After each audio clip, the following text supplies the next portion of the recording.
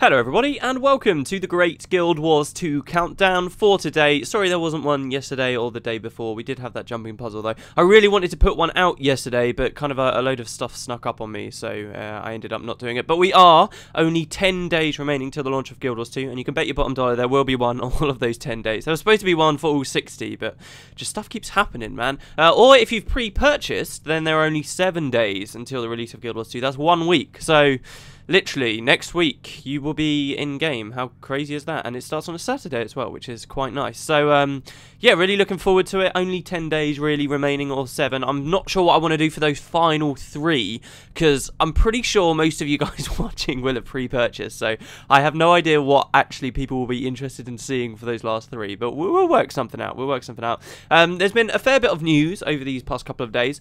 First of all, probably most importantly to me and to any of you watching who also played Guild Wars 1, you might not be aware of this. ArenaNet did come out with an update for the game. The live team have obviously been hard at work. They have added a bunch of new quests that are kind of as a send-off to Guild Wars 1. Obviously Guild Wars 2 is just around the corner now. I don't like the idea of this being the very last update to Guild Wars 1, and I'd rather that the community didn't have such an, oh, we're saying goodbye to this game forever mentality. I think that would be a little bit of a shame, but hey, new things are coming, and there are all of these quests, and they are, so I hear, very much designed as sort of a thank you Guild Wars 1, goodbye, we'll see you next time kind of thing. I don't actually know anything about them. I've not looked up them or played them myself yet, but there will be videos coming in the future of them. So yeah, really cool. And if you do play Guild Wars 1, feel free to go in game and check them out. They sound very cool actually. It sounds like there's quite a lot to do, and a lot of effort's gone into them, so that's pretty awesome. More for Guild Wars 2 news. I'm going to put on my tinfoil hat and become a bit of a conspiracy theorist here,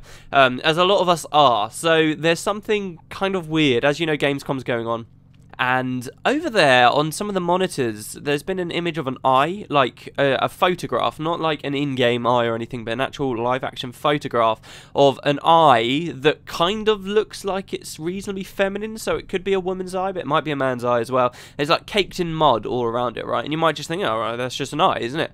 But then ArenaNet posted that same eye on their Facebook, and then also there's an image of a dev working, and on his second monitor you can see the same eye again, like just there on the side of the screen while he's working on stuff. So it certainly seems like they're teasing us about something. A lot of people are jumping to the idea this could be some kind of release trailer. It could be a live action trailer, which I think would be very, very cool. It's a bit weird because Guild Wars 2's been a game that hasn't ever really spent much money on the trailers. They've not wasted a load of money on CGI that's never going to be used or helpful for the game. They've always used in-game stuff, immediately let people know what the game looks like, and at the same time not wasted a bunch of time and effort doing something that in the end really is going to be pointless. And CGI trailers are something they did for Guild Wars 1, and I've always been kind of proud that ArenaNet did that, but the idea that there could be a live action trailer coming very much excites me. So yeah, there's this eye here. Is this a character? A lot of people think it could be Logan, or if it is a woman then maybe Air, because you know that's why she's muddy, because she's like a ranger. It's cool though, and we'll have to keep our eyes out and see actually what happens over this coming week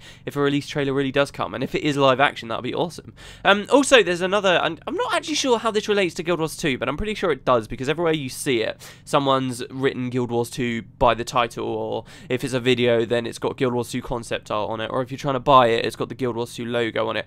There's a song's been released by Jeremy Soule, and I'm not bashing it at all. It's a very nice song. It's a song though, a proper song. It's not like an in-game track of music. It's a song with a woman singing, and the lyrics for said song, not the singing, but the lyrics themselves, were done by Ree Sosby. So that's kind of interesting. They've released that. It's called Fear Not This Night. You can already see it on YouTube, but you can also buy it on iTunes and stuff like that if you like. Kind of weird. I wonder what the actual connection to Guild Wars 2 is. Maybe I'm missing something obvious, but I can't quite see what the connection is right now. It could be something that appears in game. I think that'd be quite awesome. Maybe something they're singing in the personal story. If you look at the lyrics though, there's nothing that specifically mentions Tyria or anything, and that's probably smart because then it will appeal to a wider audience. But thematically, it does still kind of smell of Guild Wars 2. You'll know if you read it. So anyway, anyway, that has come out, and you can feel free to check that out. Also, before we go into the questions as well, there was a comment with a lot of thumbs up. I have had a lot of people ask me this. I told you all that I was going to be on Emery Bay, the American server,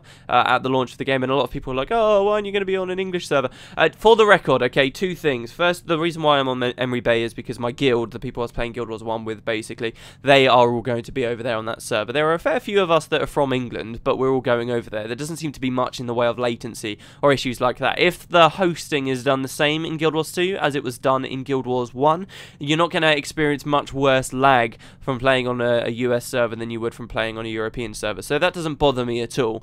Time zones and like level of activity, for example, so like a peak time for playing for me in a European server will be far more populated than over in a US server. It is something that I've considered, but at the end of the day, I've got a bit of an off sleeping schedule anyway, and I tend to stay up quite late, so I don't really mind that. And don't forget, you know, we can always guess. I have mentioned before, I'm going to try and do these community meetup things where we do videos on certain meta events and stuff. Someone actually had an idea for jumping puzzle races as well a while ago, which I think is quite cool, but I've not really thought much about that just yet. But stuff like that I will be doing, but you can always guess. Don't forget about the guesting feature. Whose server you're actually normally on really only matters for World versus World. You can always guest across. And I'm going to, before the nature of the Let's Play I'm going to be doing of Guild Wars 2, which I don't want to spoil too much, but I'm going to have multiple accounts for that, and some of those accounts will probably be based on Europe servers anyway, so I'll get a bit of both. But yeah, so that's kind of my answer to that for everybody that wanted to know.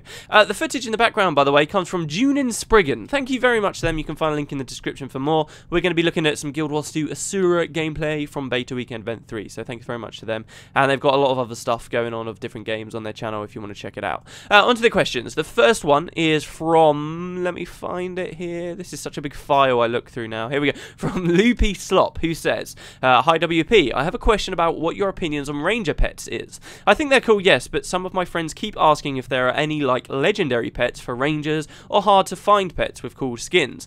I told them, as far as I know, not really, at least not at launch, but the pets are different because of their unique skills based on species and breed. I know games like World of Warcraft have the collect them all option and make it exciting with those rare creatures that don't necessarily have huge stat bonuses. I think it might be fun in Guild Wars 2, but I don't know. Do you feel it would go against the idea of picking a class and not having more or less to do based on your choice? I think they could just be reskins on most pets, and do you think they will expand on the pet lists and ranges and patches and or expansions? I do think they'll probably expand. It's weird, this topic, because ArenaNet have taken the complete opposite angle now from what they had in Guild Wars 1, which is kind of curious. Guild Wars 1 never had pets that were distinct from one another in any meaningful way, not to the extent that Guild Wars 2 has, ever. Really, pets had very minor differences depending on the type of damage they dealt at a particular evolution, like what stage of evolution they were in as they leveled up and as they grew.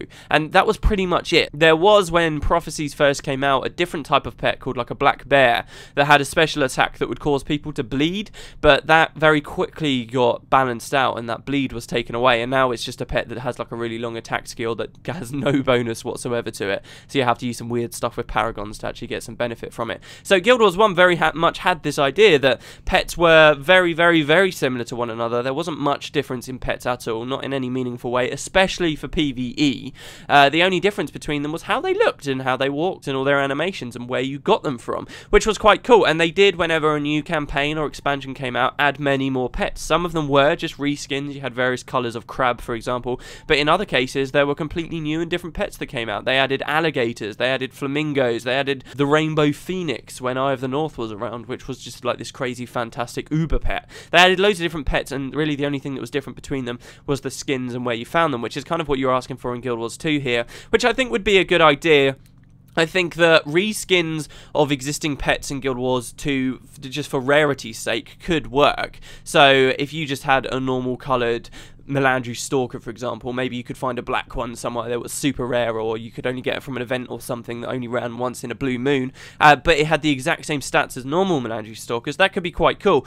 But what you say here about what do I think about, based on your choice, based on what profession you have, having more or less to do in the game, well, yeah, to an extent, I'm already kind of jealous of Rangers, because I'm kind of one of these, collect everything, I like to explore everywhere. I will be going in-game and getting 100% completion on all these different areas areas and stuff. As much as I moan about it, as much as I don't like that the game's encouraging us to do this, and that the game is clearly more fun when you're just exploring, I am one of those kinds of players that will see like the 3 out of 12 skill points found and just feel that horrible compulsion to go and get the rest of them because I want to feel like I'm done with everything. And in a way, I'm kind of jealous of the Rangers because they, even though the class in general I don't really like the look of or doesn't appeal to me that much, this idea of having even more to collect, more things to go and find, this whole other game where you get to find all of these different pets and their locations and collect them all, I really like, and other professions just don't have an equivalent for that.